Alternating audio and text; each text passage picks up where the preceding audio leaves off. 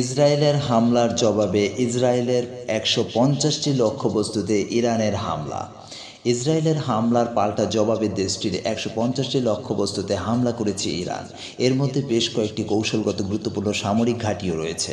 শনিবার ভোরে ইরানের রাষ্ট্রীয় টেলিভিশন প্রেস টিভিকে একথা জানান সেনা কর্মকর্তা brigadier general Ahmad Vahidi. Islamic revolution guards corps IRGC এর চিফ কমান্ডারের সিনিয়র এই উপদেষ্টা বলেন, এই লক্ষ্যবস্তুগুলোতে একাধিক ধাপে সফলভাবে আঘাত করা হয়েছে। ইসরায়েলের হামলার পাল্টা জবাবে অপারেশন ট্রু প্রমিস 3 শুরু করে ইরান। শুক্রবার রাতে শতাধিক ক্ষেপণাস্ত্র নিক্ষেপ করে দেশটি। আঘাত হানে তেল আবিব ও আশেপাশে গুরুত্বপূর্ণ ঘাঁটি ও স্থাপনায়।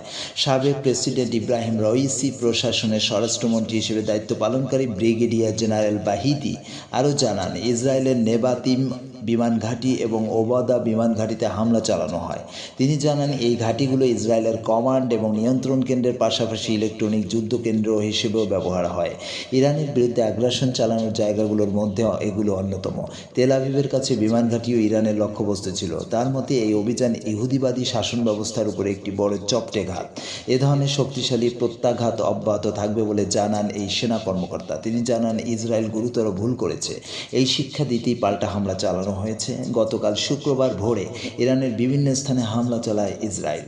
এতে দেশটির সশস্ত্র বাহিনী প্রধান ও পরমাণু বিজ্ঞানী সহ অনেকে নিহত হন এবং আইআরজিসির প্রধানও নিহত হন। ইরানের সর্বোচ্চ নেতা আয়াতুল্লাহ আলী খামেনি এই অপরাধের জন্য ইহুদিবাদী সরকারকে